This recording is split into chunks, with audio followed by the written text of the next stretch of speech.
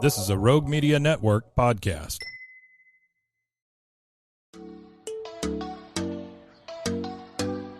Welcome to Purpose-Driven Sobriety.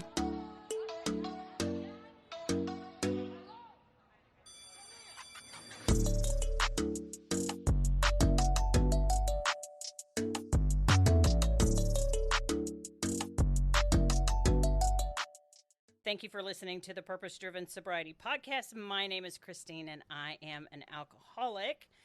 Today, I have on a stranger on the show.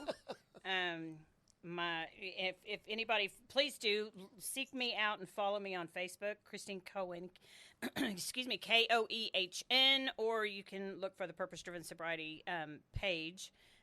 Rick goes against his will everywhere I go.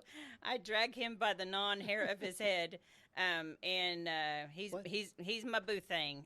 If you follow me on Facebook, he's my boo thing. Thank you for coming down here and sitting with me. You know what? And here's the deal. I'm feeling, especially today for some reason. I have actually just came from a meeting and let go of a responsibility that I had that was just really a drain on me mentally and physically. And I was able to, step down from that because I'm a control freak. And I want to, when I take on something, I want to be the best at it. And I want to know but there comes a point in time where you just have to go, I suck so hard at doing this thing. And it was a treasure. I'm not a treasurer. I can write a mortgage loan, but I have a computer. Accounting's not your gig. I'm just not my gig, dude, man. And so every time I would try to be a treasurer for this group, it gave me diarrhea. It was just awful. And so luckily, not really, okay, but you know what I mean. But luckily during a very cool meeting down there, I was able to go, I can't do this. And so there comes a point in time where you just, and I'm not good at that because I'll carry something until it kills me. So I'm kind of proud of myself there that I was able to step down from that and just go, I am not good at this. Please. Well, and what a great topic for what we're for the segment here. Yeah. You've got to realize what you're good at, focus on that, and let the other stuff go. Too many times we take on responsibilities and don't let them go because we feel like we're obligated. And the frustration that we have and we add to our lives, we don't need to add. Well, or even obligated. I mean, for me, and I'll just be honest, I'll find myself taking on things so I can be the star. I mean, I'm just being honest, so that I can be important, that I can, and it's like, this is not about me. And was I doing a good job of it? Not really. They did admit to me that I probably wasn't doing a very good job of it, but I was doing okay. But anyway. Well, so does that mean you won't call me in to fix up your problem? Yeah, no. You'll always be the one to come in and fix up the problems. But you know what? But especially a lot. Has been on my mind too is next month. I'll be 12 years sober. Can you believe 12 years? It's craziness. It's unbelievable. And I've been thinking back at how much I have changed in my own head. A lot of people see me change as far as how I behave and stuff like that. But between these ears, the resentments and all of the things that I had before I got sober, that I not only have let go of, but that I rose above, namely, and I don't know why he came to my mind. My dad came to mind the other day. I was abused by my dad as a child, and, it was a horrendous childhood and all the things, but working the steps of Alcoholics Anonymous, I was able to work through that, and I was able to help that man out of this world when he passed away. Not that I killed him. That sounds wrong. I was there. I was there and present. I helped with the medical, stuff that he needed. And I was just present, and I was of service, and I did the right thing, which, without the program of recovery, I would have never done that. And just the thinking that changes, it's just, it's amazing when you let go. Well, when you let go and let God. Yeah. We've been talking a lot about that. it's hard to let go of things. It's really hard to let go of things Well, of because course it's one it of is. those things. It's like, what if God doesn't do what I want? I mean, what if how I think things should go? What if, But that's the whole point of letting go. God sits over here and he says, okay, when you get through trying to drive this bus and you need some help, let me know. mhm, I'm here. He doesn't force himself. mhm. And a lot of people say, we'll get mad at God. Well, why did he let that happen? He didn't let anything happen. It was choices that people made that made things happen. Well, he Yeah. allows things to happen. I mean, Well, there- he allows things by choice. People's choices, Mhm. and that's the whole thing with with loving on him, and who wants a God that's going to make you love him? Mhm. Who wants a husband or a wife that's going to make them, make the other party love them? It doesn't work that way. That's not love. I heard That's someone- obligation. I heard someone say you can't love God unless you have the option to not love God. That's exactly right. I love the way that they put that. But Yep. anyway, I'm in a lot of freaking gratitude because I don't have to be that treasurer anymore. But I am just I thought I was going to kiss that man on the mouth when it volunteered to be the treasurer because I was like, dude, you don't know how much you're saving my ass. But I brought the fishbowl of topics. Just so we could look at these, and these are Talk about 'em. topics out of As Bill Sees It. If you're in Alcoholics Anonymous or any anonymous program that was birthed from Alcoholics Anonymous, As Bill Sees It is my favorite book. Just because it's like recovery for dummies, in the sense that all of whatever you're feeling or going through, that topic is in the front of As Bill Sees It, and you can find so much strength and hope just in that little book, and I just love it. So I took all the topics out of here, which quite frankly, 100% of them are just topics on life. We've talked about that frequently. How recovery, everybody needs to recover from something. Everybody. Fear, anxiety, depression, worry, Control. depression. I mean, resentment. Just addiction. Everybody has something that's their vice. And so what we'll do is I'll let you choose first. You want to pick for me?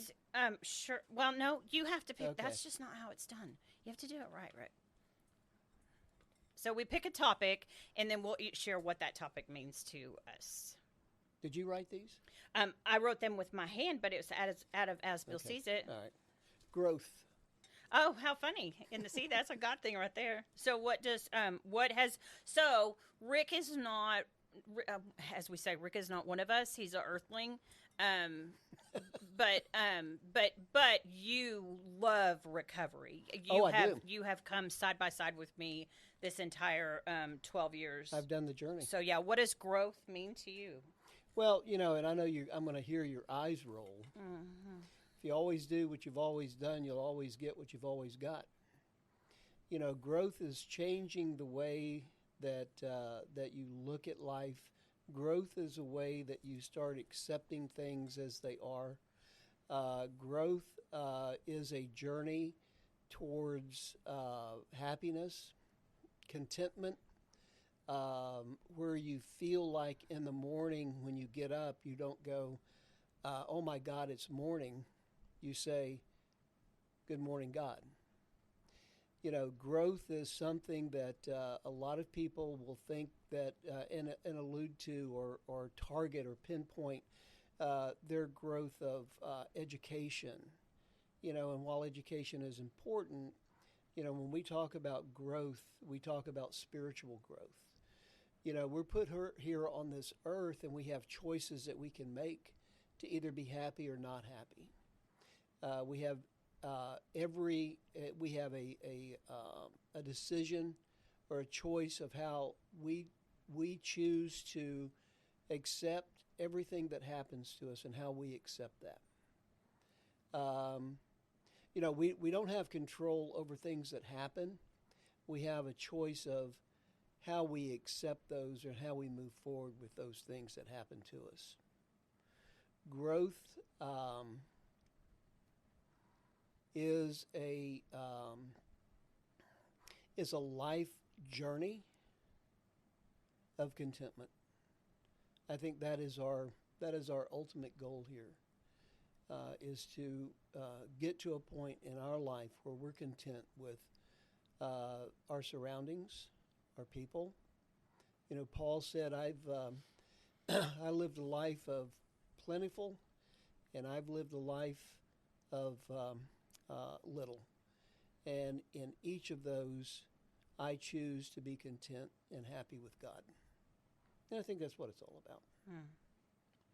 I heard the other day, I say the other day, it was a long time ago, and I've got a radar on when I hear it, that you will know a believer in God by people who use the phrase, "It is what it is," and they mean it. I mean, you know, because that's acceptance. That's just another few words that just fill in that blank for acceptance. When you're in a situation and you just go, "It is what it is." I mean, it's, you know, we can't change it, so we just accept it, and that's huge growth for me too. Well, the Serenity Prayer, that's a perfect example of it. Okay, my turn. Dig deep. From the bottom, right? Ew, pain. I don't like that. Well, obviously there's a bunch of different kinds of pain. I don't know how much I have to say about that. I don't like it. I try to avoid it, but I don't avoid it to the detriment of myself. Like, I don't avoid having like a hard conversation, because that's a kind of pain for me. You know, I don't like confrontation when I'm sober. You know, but sometimes confrontation. I hate that word even. But sometimes having a hard conversation is necessary. You know, physical pain. You know, these bodies, I know from the moment we're born, we're marching towards the grave, and these bodies are gonna have pain. You know, and a lot. And the acceptance of, you know, that God will help us in that pain. So what do you have anything to say about pain? Well, I think pain is part of life, whether it be physical or spiritual. You know, you're going to have pain when you lose someone that you love. You're going to have pain when you're in uncomfortable places and you have to tell somebody something that you don't want to say or tell them. You know, how we accept that pain is really, again, you know, our journey in this life. You know, our choices of those pains that we're going to experience. You know, the spiritual pain.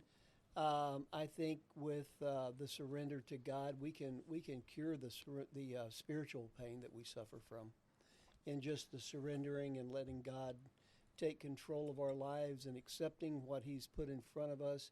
And that's not to say to just, you know, get up in the morning and not do anything. God has given us, you know, a brain to, you know, to choose and work with, and but the pain of spiritual discomfort is something that, you know, as we journey through life, is part of that growth. Okay, cool. Your turn. She's a happy one.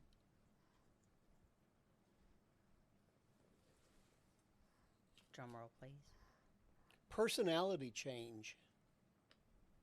So talk about that. Say more.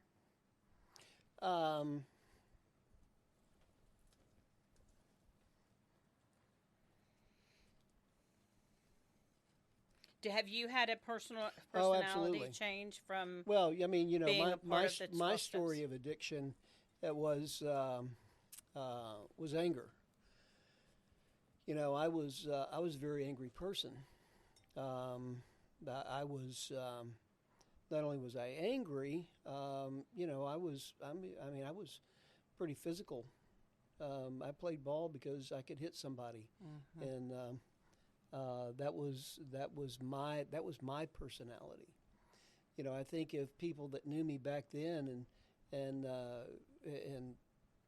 met me now would have a totally different opinion of me than what they did. You know, I was not a very likable person.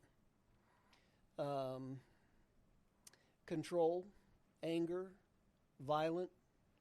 So yeah, I mean, through this journey with you in the sobriety, like we said earlier, you don't have to have you don't have to be drunk to have an addiction. Mm-hmm. You don't have to use alcohol or drugs to have an addiction. It could be an addiction to anything. You know, overeating, playing golf. You know, there's you know, anything that you do to excess is an addiction. Well, my addiction was anger. My addiction was violence. My addiction was, I'm going to get one up on you. That was my addiction. And through this journey, I have not only seen a change in you, but I've also experienced a change in me. Mm-hmm. So, yeah, you can change. Your personality can change. Mine certainly has. Yeah. Yeah, that's it. Well, yeah, especially, you know, if you're, you know, the 12 steps work. They just work. Oh, and they're if, life. and They are life's if instructions. you do the deal, you are going to be a changed person. 100% guarantee. I wish they would preach it in church. I know, right? Or teach it in high school even. My goodness. Okay. So let's see here. I don't know what the admission. Admitting your faults. Admission. I do that pretty well. Yeah, well, most people don't, though. I know, but I do that pretty well, I think. It's, well, and especially, you know, I said early on when I got into recovery, you know, this program will ruin you because, you know, what was it? We were walking into Walmart, and I wasn't but a few months sober, and I'd stepped over the styrofoam cup, and I got clear to the middle of Walmart, and I thought, son of a bitch. Something was eating at me, and I had to go back and pick up that styrofoam cup and put it in the trash can. And it's like, when you know better, you do better. You just do better, or it drives you nuts to not do better. Your conscience, when you start to get a clear conscience after living in such a foggy crap place, it feels good. It feels good to especially working the steps and, like, you know, doing a 4th and 5th and an 8th and 9th step and just releasing all the crap you've been carrying around. Once you feel that freedom, it's like, oh hell no, I'm not letting anything stack on top of me ever again. But I can only do that if I continue to live the steps. I mean, if I quit doing that, I would be right back where I started. How did you feel after you went back and picked that cup up? Oh, well, I was pissed, but it obviously felt better. I mean, so yeah. Do you have anything to say on admission? Well, I think one of that's the toughest part of change in your life is admitting that that you have faults, that improvement. You know, faults that, you know, my fault was I was always right. You know, my admission to the fact that I wasn't always right, that was tough. You know, again, that's letting go. You know, I did things better.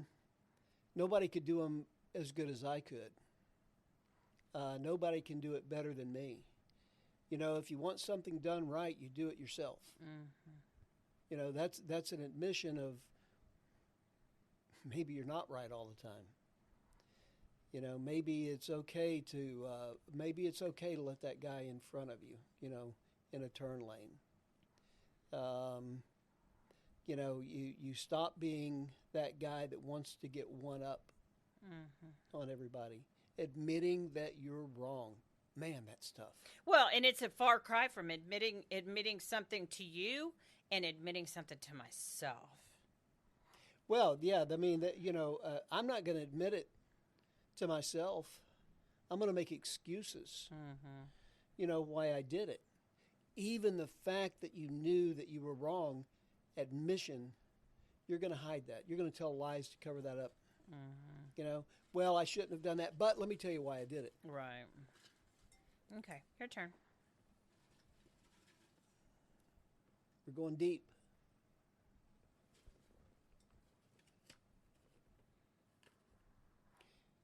Worry. Ew, we need to burn that one. I don't like that one. What does it do for you? Tell the truth. What's it do for you? What does worry do for you? And we all do it. It's almost one of those things where you can't help but you know, you sit. How many times have you worried about something, and then you realize that after it's all over with, you shouldn't have worried at all, Or you had nothing to worry about. and yeah. you had absolutely nothing to worry about. But yet Yeah. you ruined all of the time spent worrying. You robbed yourself of those moments of being present. Well, you robbed yourself those moments of being content. You know, worry takes it out of us. You know, worry takes all the happiness and puts it on the back burner. You know, we worry about stuff that we don't have any control over at all. We worry about, in our business, we worry about where's the next loan coming. You know, business is bad. What happens now? What are we going to do? How are we going to do it? You know, we future trip and try and solve problems that don't exist. How many times have we done that? You know, everybody does it. But the fact of the matter is that, we go back to surrender. You know, I can only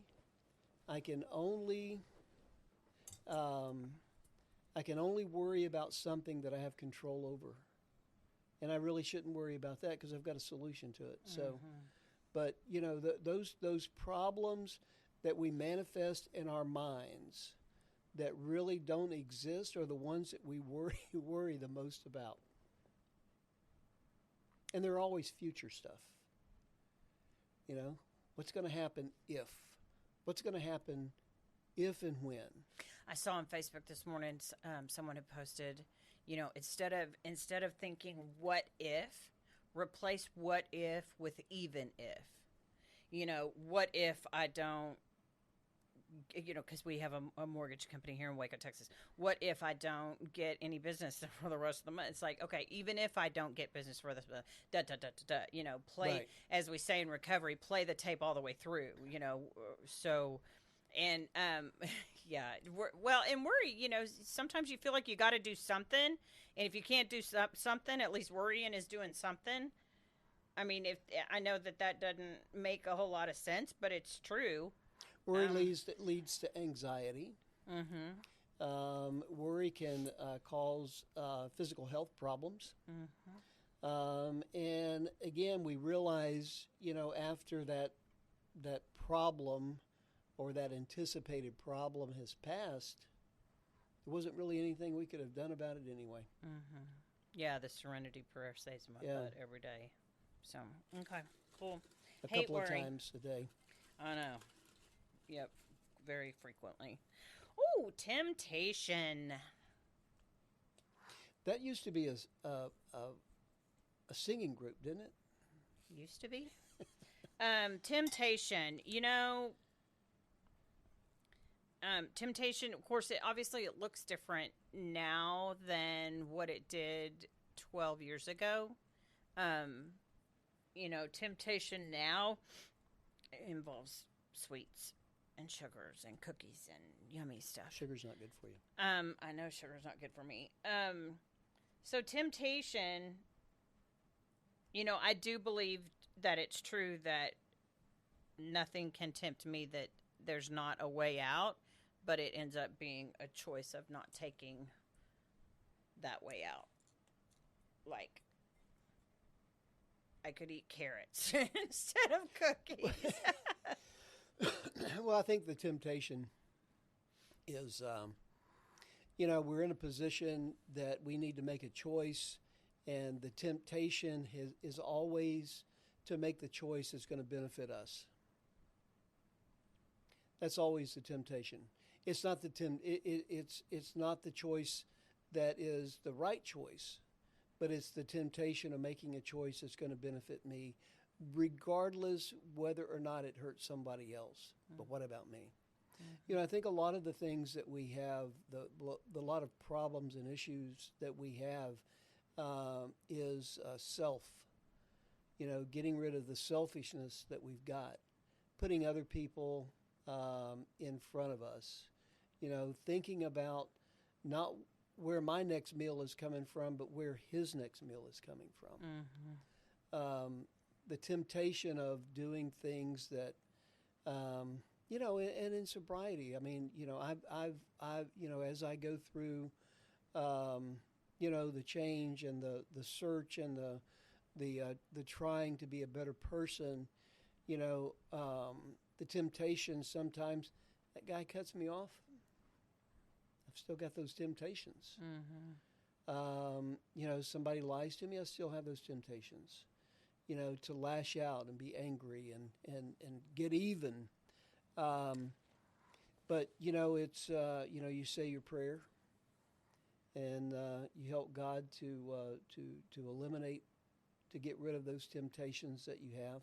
And it's not just the temptation of sugar or eating, it's the temptations of life.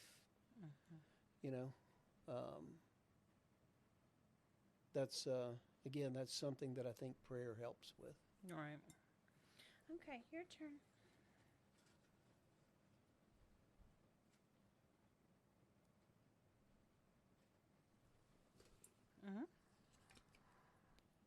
Disease. Okay. Sobriety, disease. Is alcoholism a disease? Are you asking? I'm throwing it out for discussion. 100%. Absolutely, of course it is. It's a disease that it is a disease that is treatable. Just like a disease of anger or overeating or drug addiction, it's a disease that dis-ease. Yep. And we all have them. We all have that disease of, and not physical disease, but mentally, spiritual disease that we deal with every day, the temptations, that leads to the disease that we just can't get rid of, we can't shake. Those are the things that we beat ourselves up for. Well, coming to know, not think, I know that alcoholism addiction is a physical disease, and that gave me a little bit of comfort in that I just thought I was so mentally defective, which is a nice way of putting. I just felt like I was a piece of shit, and that at least gave me not an excuse, but it gave me a reason. At least I was like, okay, so now what? Just like if you were to tell me I had some type of other physical disease, it's like, okay, but now what? How do we get it, to get better or get into remission, or what do we do? At least then you can start working on the problem when you know what the problem is, right? It made sense when I read in the doctor's opinion of the big book of Alcoholics Anonymous what the disease was and how I was mentally and physically different than other people that could drink without impunity, which means consequence. I was different than them. And it's like, you could either go, oh, well, me, or at least, okay, yes, I know I'm different. Now what? Well, here's a book. Here's 164 pages that will change your life forever if you adopt them as a way of life. There was a solution. That's the toughest thing for people to wrap their head around, though.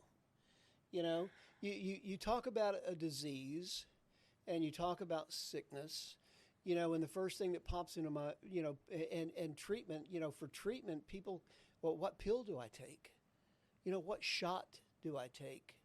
Is there something that is going to give me relief from this disease?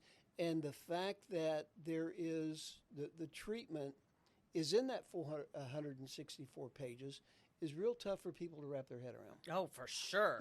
What do you mean treatment? I'm going to read this book and I'm going to do these steps and I'm going to live this life and it's going to get me better. No, it's not. That's the tough part. That's the part that people don't realize that they get in their own way. Yeah. That's the disease. Is the person not accepting the treatment. Yeah, because it works. A solution. Oh, I'm telling you, I've seen it in you. There's a solution. That it works, and I've seen it in other people that it works, and quite frankly, I've seen it in me. Not that I was an alcoholic, but I've seen changes within myself that the program works. Cool. Is it your turn, right? Are we supposed to say the program?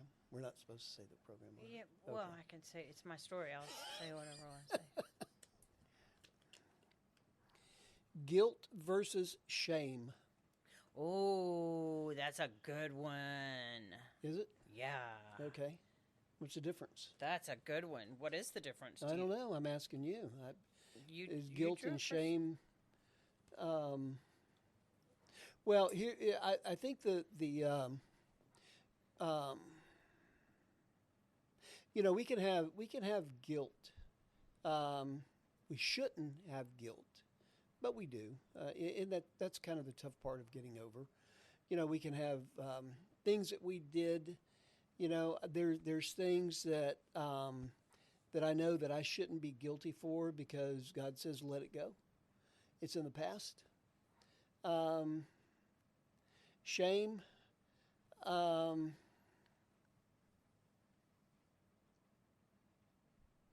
don't know. You want me to tell you the difference? Yeah, please. Okay. Guilt is I'm sorry for what I did. Shame is I'm sorry for who I am. Okay. That's a profound difference. And you learn this by working the 12 steps of Alcoholics Anonymous. Okay? When you get into the steps and you work the steps, you only work the steps with a sponsor as the program prescribes. But when you're able to drop the shame, which came because, especially when I read the doctor's opinion and I learned that I knew I was drinking against my will. I knew that, but I didn't know why. And the shame and the guilt almost killed me. Literally almost killed me. But when I was able to put the shame down, to realize that it wasn't my fault. I'm responsible, but it wasn't my fault. Then I could deal with the guilt of what I had done during that active addiction and I had harmed other people. But I couldn't have dealt with those things while carrying shame. So guilt is I'm sorry for what I did. Shame is I'm sorry for who I am. And you can change that. Well, I didn't change it. God changed. Yeah, God. I mean, yeah. You can change it by working this up. But yeah, that was something that I had to allow. Which where my faith was. I had no concept of God whatsoever when March 14, 2012, at approximately 11:30 a.m. when I became sober. But I had to allow, because I didn't know about your God or what you're talking about. It was like, but I had to give the authority to another human being, which was my sponsor, to tell me who I was. Because I had just become so sick I didn't know. And she was able to tell me, you're not a bad person. You're not a defect. You're sick. But how about can we start right now on trying to get you well, right? So she had to tell me certain things when I just couldn't hear it from any other place until I found a God of my understanding and was able to start a relationship with the God of my understanding. And I still, thank you God, I have the same sponsor, almost 12 years later. But the shame part of it, and that's why I do this show. And that's why, I, in my community, I'm the poster child for alcoholism and addiction, is because I refuse to let someone be around me and be in shame. I just, no more shame when it comes to this disease. No more shame. The guilt we can deal with. And you take the steps; they're numbered for a reason. It's not an escalator, not an elevator, but we take steps one at a time with a sponsor. But the guilt can be worked out. The shame will keep you hiding, keep you drunk, keep you jicked out. That whatever your vice is. That's shame. Shame will keep you there. Shame will keep you there. You've got to get into a community and with a sponsor that can tell you the truth about yourself, because you're not able to. Self cannot push self out of the center of self, right? You need other people to tell you the truth about you when you're just so sick you can't hear it from yourself or any other entity. But yeah, that's a big one for me, guilt and shame. I carry zero shame. I am shameless. I am shameless. Well, and I'm proud of you for that. Thank you. That's because that's Very, huge. very proud of you for that. And again, we've talked about it before, and we talked about it the other night. If you stood up in front of people that, and you said alcoholic or, drug addiction, what comes to mind? And most people would put that as the guy that's, panhandling on the corner, for money. But the fact of the matter is that there's somebody that knows somebody, probably within their own family, that suffers from drug addiction or alcoholism, or both, alcohol's or a drug. all of it. I know, yeah. And I think that until we get past the shame of that and sweeping it under the rug so that nobody knows, until we start admitting that it is a rampant problem, it is a rampant, that everybody, again, has either suffered from, knows somebody that suffered from it, but nobody wants to say anything. And it doesn't have any social boundaries. It doesn't have any economic boundaries. And it's killing people. And it is killing killing. And the more people admit that there's a problem, the more people will seek help. Well, and yeah, I just, and I think that's one of the it's the best thing about me. I said, we were talking about, we had a friend that came over to our home the other night that's having trouble with alcohol. And, being an alcoholic is the absolute best thing about me. It just is.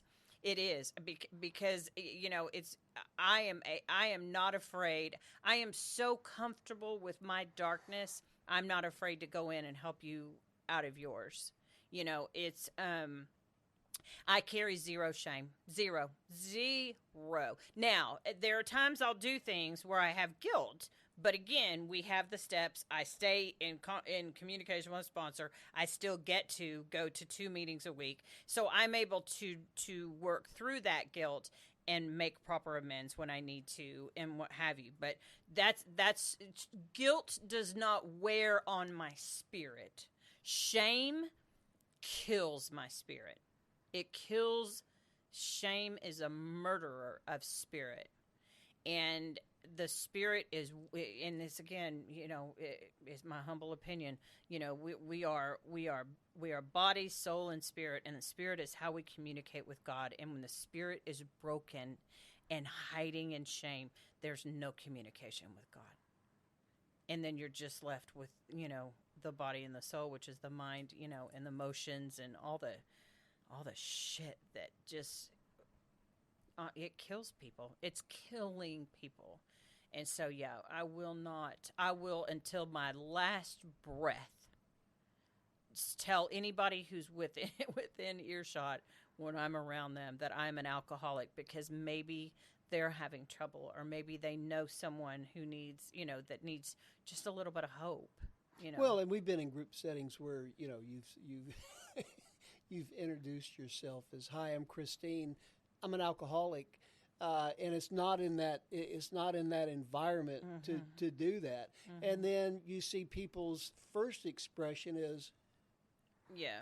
and then you Shocked. see them, and then afterwards, Then we can laugh a little bit about it, right? but then they come up to you and go, "Can I talk to you for a isn't it minute?" interesting? Yeah. Yeah. And they start opening up, and they've got a problem, or they've got somebody, and I'm trying to help them. I'm trying to fix them. Well, you can't, but at least it opens up that door for that journey of recovery for Someone else. else. You know what I found? And I'm so glad that God helped me articulate this for myself. Is I have found that when I show you who I am, guts and all, guts and gore and all the ick, when I truly show you who I am, you're not afraid to be who you are with me. And that changes the dynamic of a human being to a human being connection. Whether it be the person, that's waiting on me at a restaurant or behind the checkout counter of a convenience store or in a business setting. When I'm authentically just me, they are given the permission in their own brain to just be them, and you see their shoulders drop, you see them relax a little bit more, and the conversation it's a magical thing that authenticity does. But and I think that everybody has, and everybody I think does it to some degree. You're in a business environment, you're one way. You're out on a vacation, you're another way. If you're over here, you're another way. If you're going to church, or you're in a community setting, you're another way. Not me. No, not you. And I know at first I know it was kind of your chagrin. You're like, oh gosh, we're doing this now. But yeah, you've kind of just let me do me, and it's worked out okay. Well, I got to let you do you. All right, you get to pick now. We still got a few minutes. I love that one. Guilt versus shame. Y'all think about that.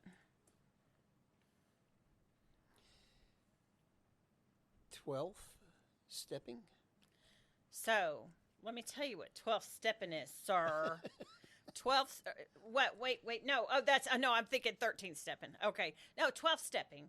Okay, so you said, because you're not one of us. 12th stepping is when, if someone were to call the hotline here, the intergroup hotline, and is in trouble and needs help, to 12 step is to go on a 12-step call.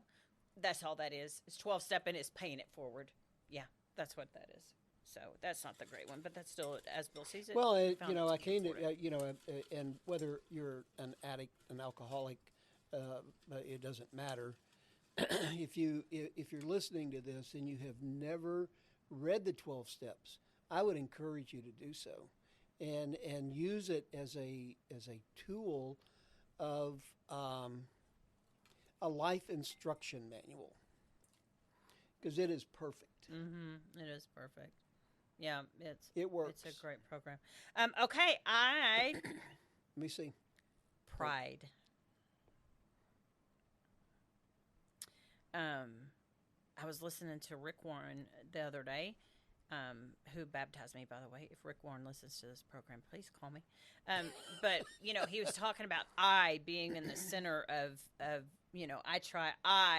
trying to be in the center of things. He mentioned the words pride, crime, all these words that I was then in the middle of.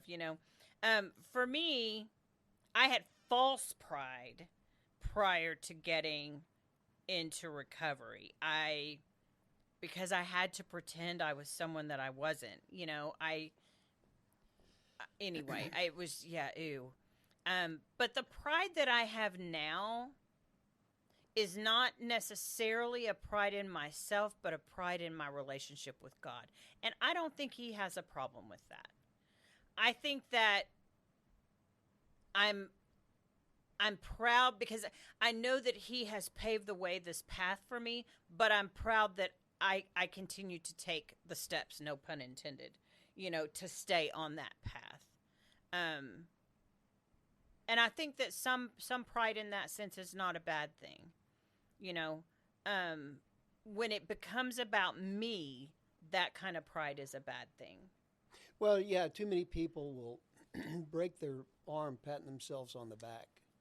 You know, and what kills me, you see posts with, you know, look what I did. You know, we helped a family. You know, especially around Christmas time. Mm-hmm. You know, we did this, we did this, we did this. You don't need to stand on the roof and shout out what you did. You know, God knows.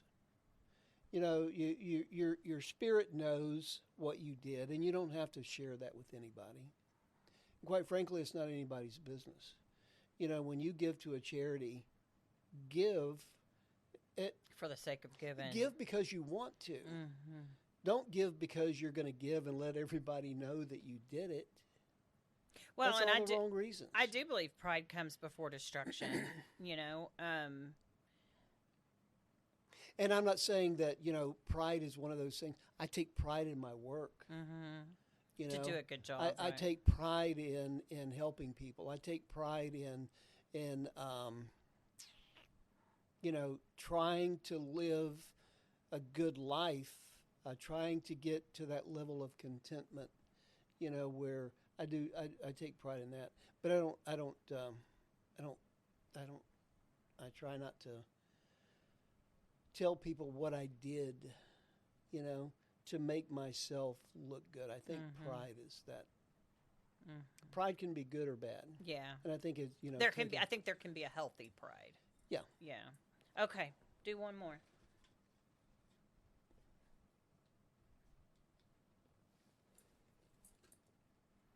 Aloneness. That's tough. Tell me about it. You know, you can be in a room full of people and be alone. Mm-hmm. You know, I think that when we talk about aloneness, I've met a lot of people that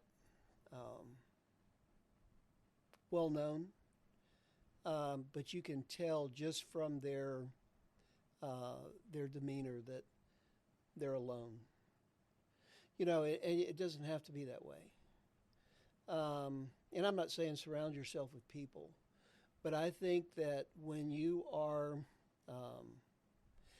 all those things that we just talked about makes you alone. Mm. You know, when it's all about you, and you make it all about you, and it's selfish, and it's one-upping people because it's better for you, you're alone. Mm.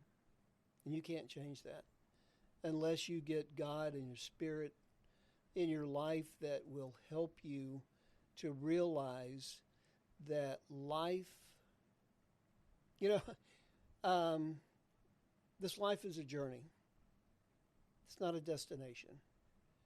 You know, most people seek happiness for, and I think we've talked about this before.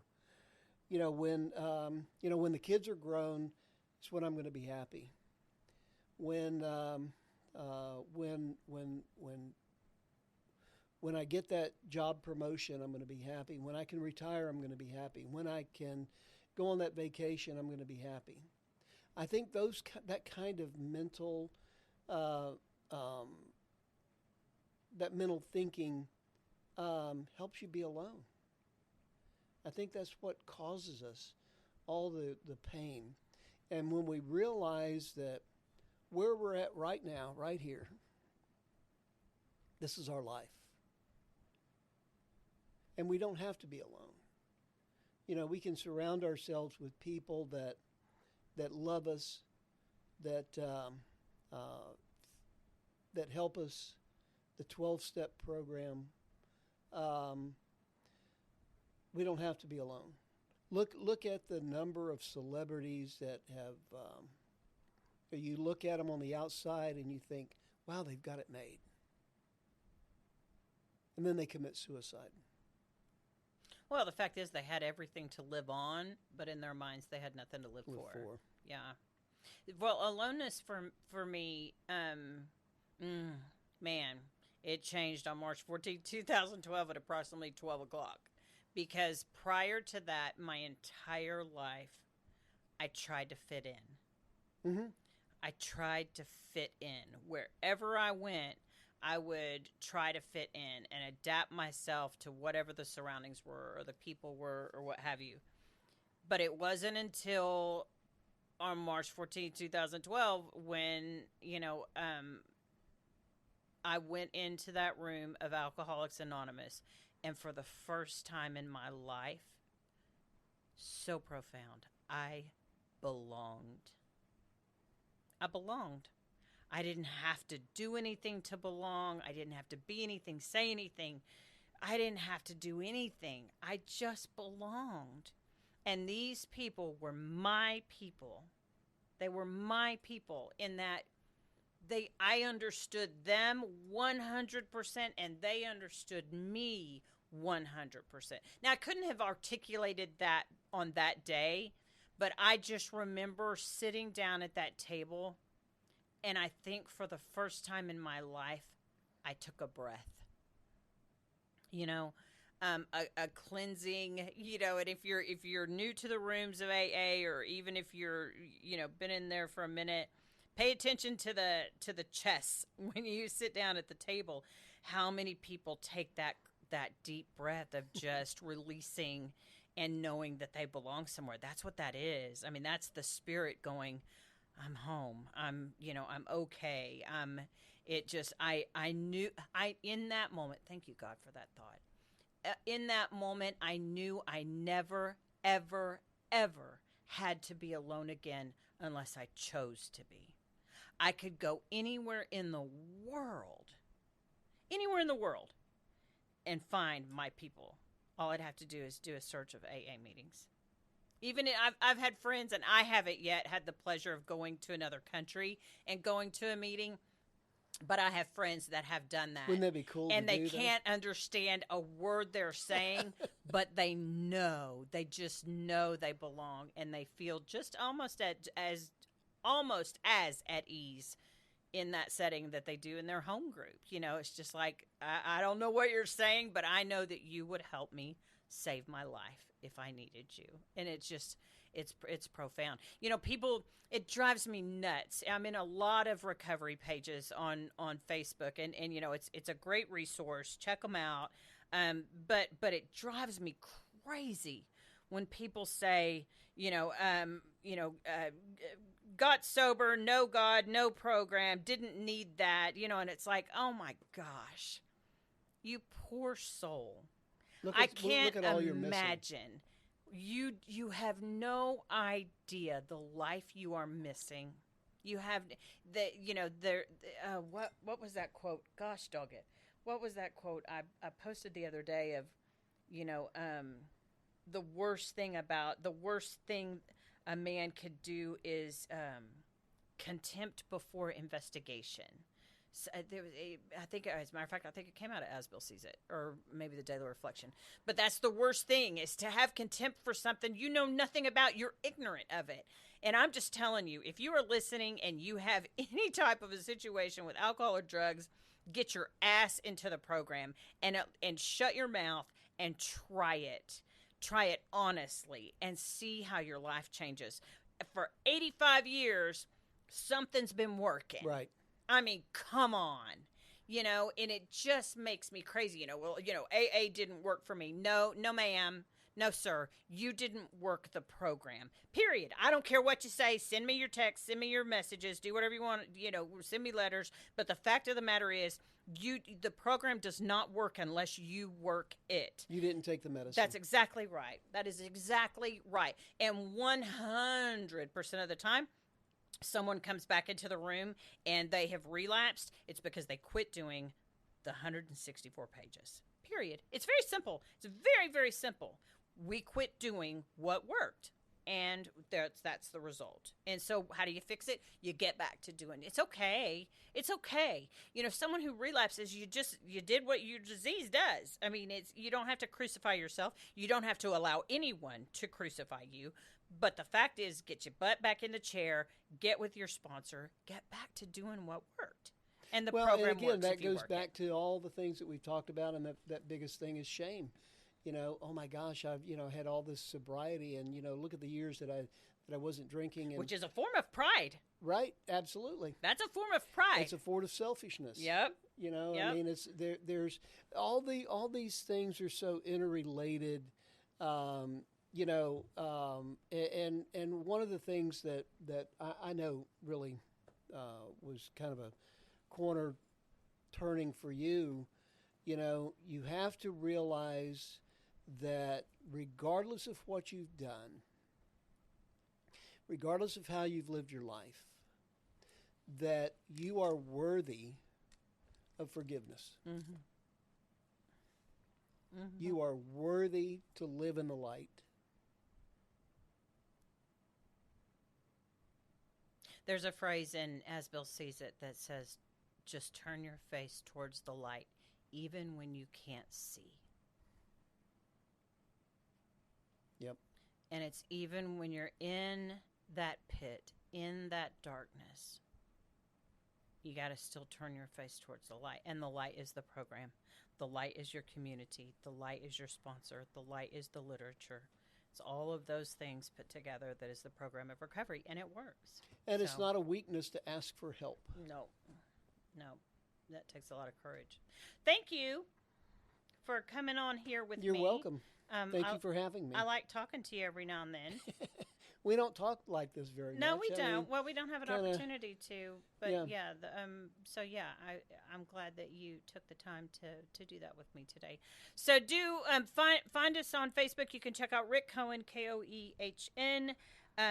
Kristine, Kristine, Cohen, Koehn, and of course the Purpose Driven Sobriety Facebook page. Come and follow us and follow all the shenanigans that we do. There's nothing, as my husband says, there's nothing sacred. So thank you for listening to the Purpose Driven Sobriety podcast. Take care. Thanks for listening to Purpose Driven Sobriety. Keep coming back.